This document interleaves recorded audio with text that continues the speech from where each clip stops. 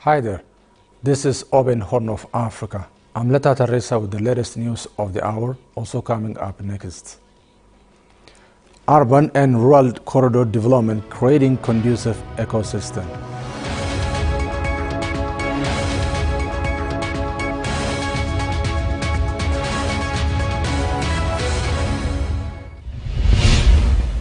Macroeconomic reform fuels mining sector.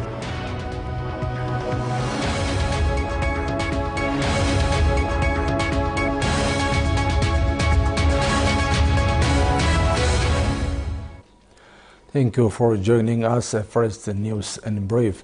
The Ethiopian Livestock Development Institute announced that the country earned 120 million USD from the export of meat and slaughter byproducts during the past Ethiopian fiscal year. Asra Tara, Director General of the Institute, said the revenue growth was driven by sustained efforts to boost livestock production and improve earnings from the sector. According to him, these efforts include enhancing animal breeds, training skilled professionals, and ensuring product quality. Ethiopia currently exports 21 types of offal, including liver, heart, kidney, and tongue, in addition to meat, Asrat noted. He also emphasized that over 22,620 tons of animal products were exported last fiscal year, marking a 53% increase compared to the previous year. Saudi Arabia and the United Arab Emirates remain the primary markets for Ethiopian meat and byproducts, he said. Further elaborated, honey and beeswax were exported to countries such as Japan, Germany, and the United States. The ongoing initiatives are focused on maintaining product quality, improving animal care, and expanding market access, he emphasized, adding that 1.97 million improved calves were born through artificial insemination programs during the concluded year.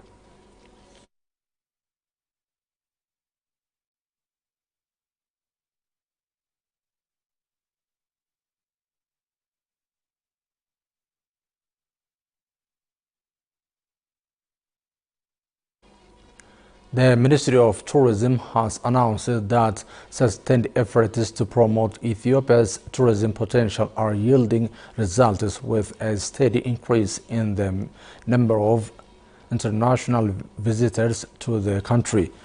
Tourism is among the 5 key multi-sectoral growth areas prioritized by the Ethiopian government.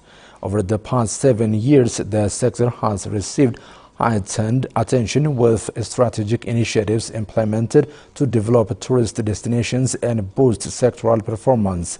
Teshome Teklu, lead executive of the tourism promotion sector at the ministry, told ENA that intensive promotional campaigns are underway in various countries. These efforts are being supported by Ethiopian embassies and consulates abroad, which have made tourism promotion a central part of their diplomatic mission. Teshome emphasized that diplomatic missions are not only promoting Ethiopia's rich tourism resources, but also strengthening bilateral relations through cultural and tourism exchange. One of the major strategies being employed is Ethiopia's participation in global tourism expos and fairs. The country has showcased its unique and diverse attractions at international events in Berlin, Beijing, and London, among others. According to Teshome, targeted efforts are also being made to tap into new tourism markets in neighboring African countries, as well as in Asia and the Middle East. Nkomulugeta, Vice President of the Greater Ethiopian Tour Operators Association, echoed similar sentiments, noting that the association is actively working to attract more tourists through collaborative initiatives.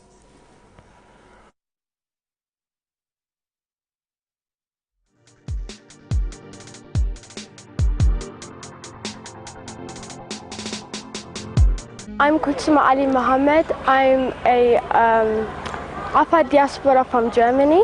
The green legacy, I think that's a good idea because we make a positive impact to our planet. And the the city looks good with it, so it actually doesn't have like disadvantages. My name is Kadus and I'm from Canada. It's my first time and it's a good experience and memory for me to have.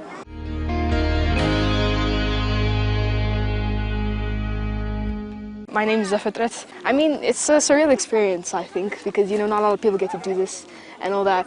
But, it's nice to just, like, give back to, your home country and all that.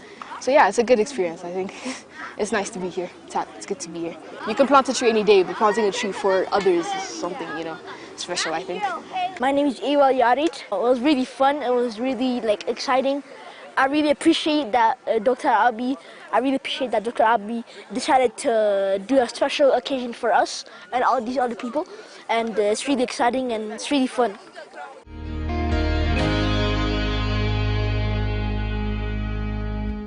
My name is Kiba Mikhail Salamariam, and where I came from is California, San Francisco Bay. I love planting, Izzy, and I think it's fun to help others, and I like helping people, so I think I really get to enjoy it. It's good to plant trees. It's a good experience. This is my first time planting trees, and I enjoy it. To come here and plant trees with them too, next year maybe.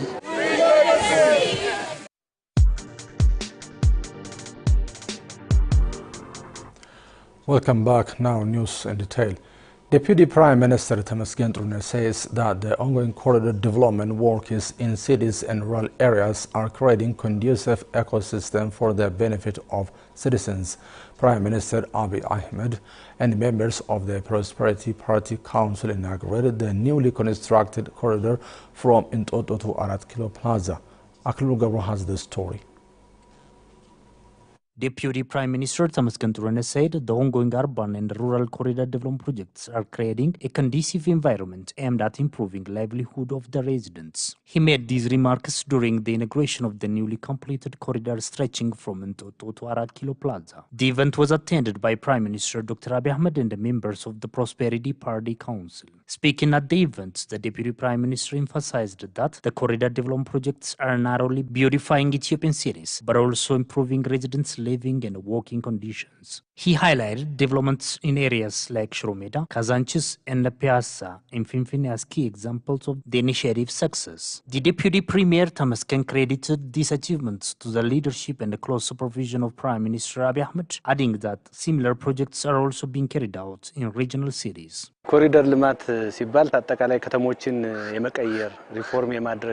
development projects are transforming urban centers in addition to pedestrian and bicycle lanes, children playgrounds. Areas like Shiromeda, Kazanchis, and Piazza have been transformed to a better one. Members of the Prosperity Party Council have visited the corridor development work is starting from Toto to Arat Kilo. This is an initiative which was started by Prime Minister Dr. Abiy Ahmed. Tamasgen stated that Prosperity Party is also committed to implementing inclusive people-centered urban development projects. He cited the Finfinne corridor as a notable example, which he said has significantly eased the challenges for both pedestrians and drivers, enabling residents to carry out their daily activities more efficiently.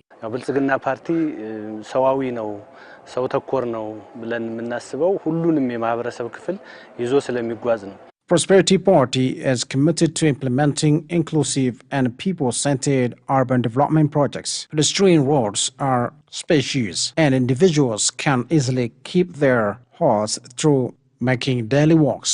Ahead of the inauguration, members of the Prosperity Party Council also toured the newly completed Entoto Arat Kilo corridor. The Deputy Prime Minister also mentioned that rural-focused corridor projects are underway, ensuring that communities across Ethiopia benefit from improved infrastructure and services. የከተማ ነዋሪዎችን ብቻ ሳይሆን አሁን ደግሞ ወደ ገጠር ኮሪደርም እየገባን ስለሆነ የገጠር Prosperity Party is also working to transform the rural livelihood through changing their lifestyle. The diaspora community appreciates the recent development work across cities. The newly completed corridor stretching from Entoto to Arat Kilo Plaza features pedestrian and bicycle lanes, street lighting, modern shops, children's playgrounds, a football field, and various public service facilities. Meanwhile, Sidama Regional President Desta Ledamo said the Science Museum's permanent exhibition is a testament to the past and aims to move forward with the future. The members of the Prosperity Party Council visited the corridor project from Intoto to Arat Kilo Plaza, the Science Museum's permanent exhibition, and the Mesob One-Stop Service Center, where the remark was made. Daniel Jal has the story. The Prosperity Party Council members visited in Toto to Arat Kilo Plaza, the Science Museum Permanent Exhibition, and the Mesob Center Service. Prime Minister Abiy Ahmed stated on his social media page that the Prosperity Party Council members visited the new and completed corridor from Toto to Arat Kilo Plaza. Speaking on the event, head of Sidama Regional State, Desta Ledamo, said the Finfinne corridor development heralds the revival of cities in Ethiopia. The Finfinne corridor development is well underway, making the city more convenient for its residents and attractive for investment is effective. The corridor development from Toto to Arat Kilo Plaza is also a great example of the capital being flourishing, as its name suggests. He pointed out that the Science Museum's permanent exhibition is committed to preparing citizens for the future, adding that it demonstrates Ethiopia's strong desire to use science and technology to the fullest. He further stated that the permanent exhibition will feature exhibitions focused on artificial intelligence, Ethiopia's response to climate change, agriculture, hydropower and energy, and aviation, aeronautics, and other sectors. The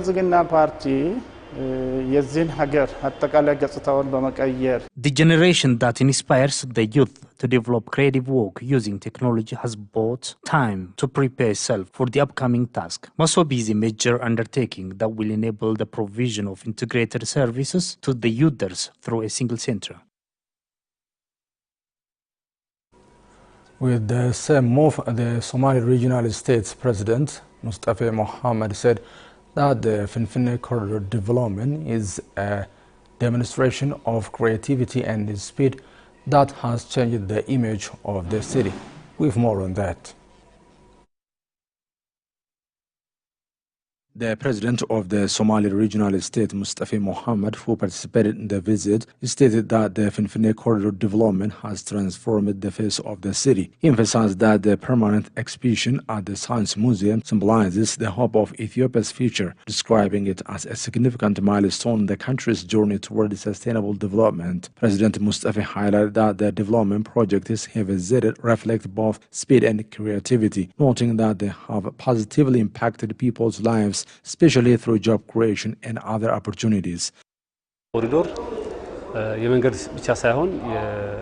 observed that the corridor development is not merely about constructing roads. It is a transformative project that is reshaping the entire landscape. We also inspected the Science Museum, the Mesob One-Stop Service Center, both of which play a vital role in enhancing efficient service delivery. Overall, the projects we visited today reflect remarkable speed and creativity. They are among the flagship initiatives introduced by His Excellency Prime Minister Dr. Abiy Ahmed. During our visit, we witnessed firsthand how these developments have significantly improved the lives of residents through job creation, fostering a conducive living environment, and inspiring the youth. He further stated that many national-level initiatives began in the Somali region. He announced that the Jijiga City Corridor Development Project will be inaugurated soon. In addition, he noted that the establishment of Mesob, a one-stop service center, is underway in the region. Significant progress is also being made on the Rural Corridor Development, the Bounty of the Basket Program, and the Green Legacy Initiative. All these initiatives were launched in the Somali region. We are now preparing to integrate high-quality projects in Jijiga City as part of the broader corridor development. In addition, we've begun work on delivering the Mesob One-Stop Service Center to enhance efficient public service delivery.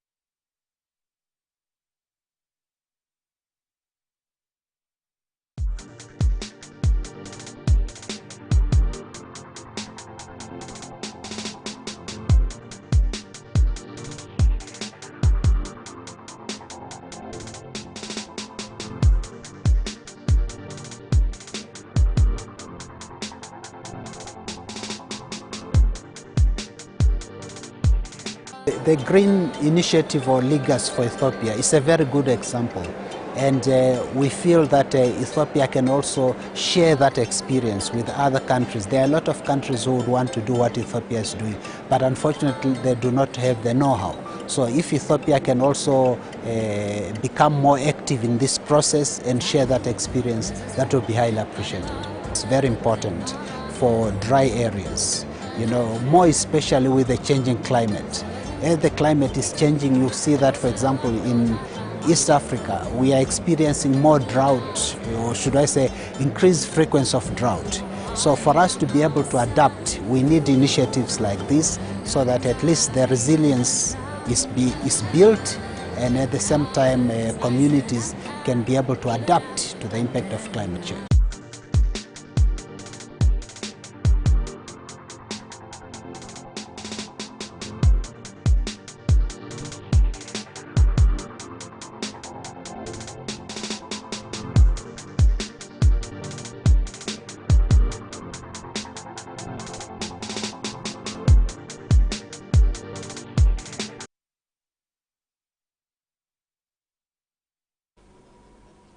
You are watching Open Horn of Africa. Now to other news item. The Ministry of Mines has reported that the comprehensive macroeconomic reform has fueled the growth of the mining sector. Minister of Mines, Engineer Abtamu Tegeny, told ENA that a series of comprehensive macroeconomic reforms have been a key catalyst for the growth of the mining sector. Abtamu Tegeny expressed that the mining sector achieved high performance during the 2017 budget year, attributing the success to the nation's comprehensive macroeconomic reforms, which were implemented as part of its homegrown economic reform agenda.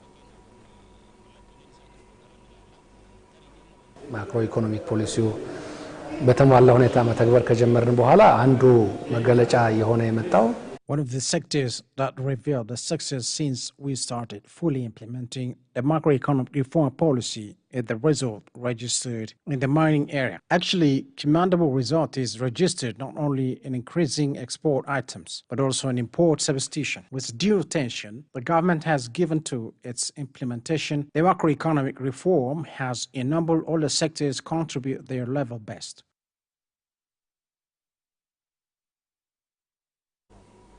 Minister Abtamu specifically noted the impact of these initiatives on the coal supply and recalled that Ethiopia previously spent up to $300 million annually on coal imports, and shortages often hindered cement production and sales. ለምሳሌ ድንጋይ ከሰልን ብናይ ሲሚንቶ እጥረት ነበረብን ትልቁ For example, we had chronic shortage of cement products before the reform. One reason was shortage of coal, which used to require us investing about $300 million each year. By the 2024-25 budget year, we have made 4 factories ready to produce coal. As a result, we have been observing change in terms of supply and price of cement. However, with the inauguration of 4 coal washing plants in 2017, the country has successfully increased cement production and lowered its price, the minister stated.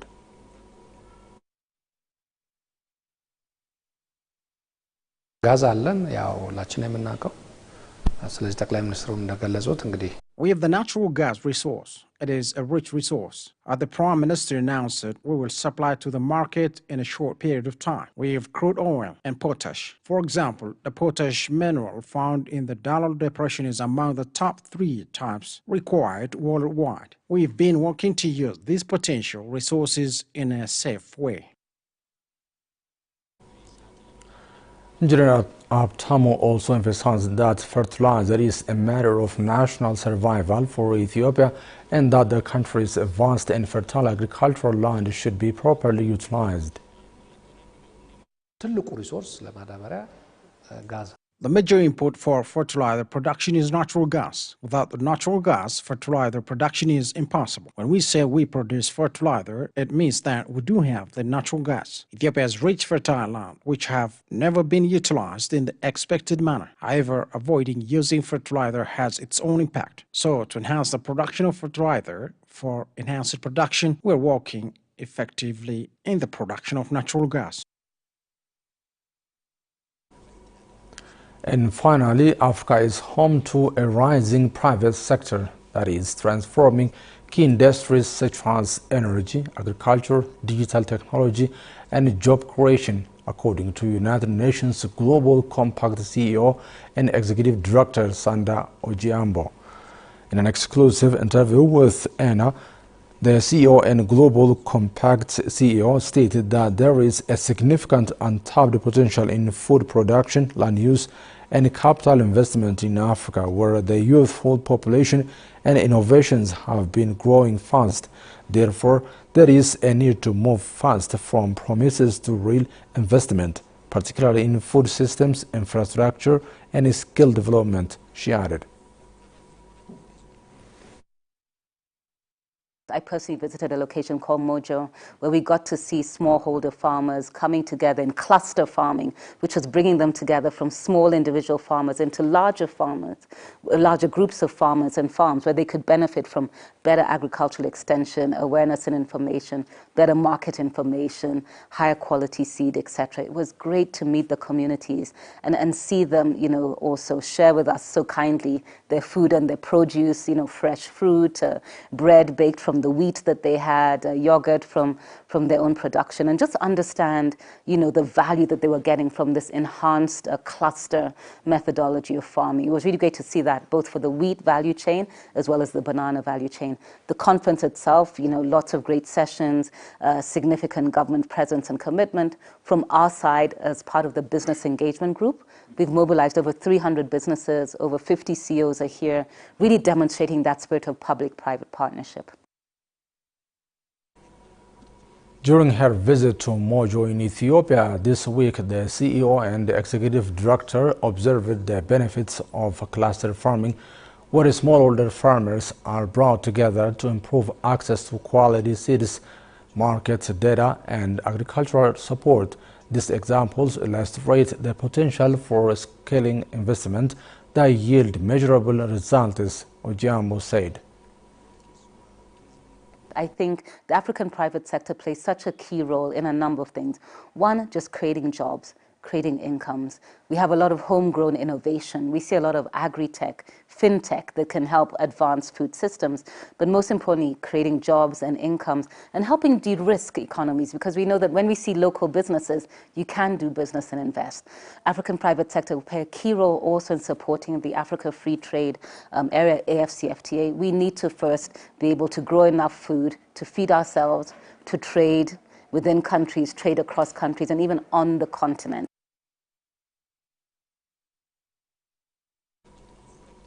The CEO and Executive Director emphasized that African private sector will play a key role also in supporting the Africa Free Trade Area. We do need to change our perspectives on was also on climate resilience. Africa is the continent that contributes least to the climate crisis, but is impacted the most. And we need to, work and co-invest around building climate resilience and adaptation, getting more climate resilient seeds and technology that will help us farm more efficiently, because, we have to get ahead of what the climate crisis brings in terms of food production and food sustainability.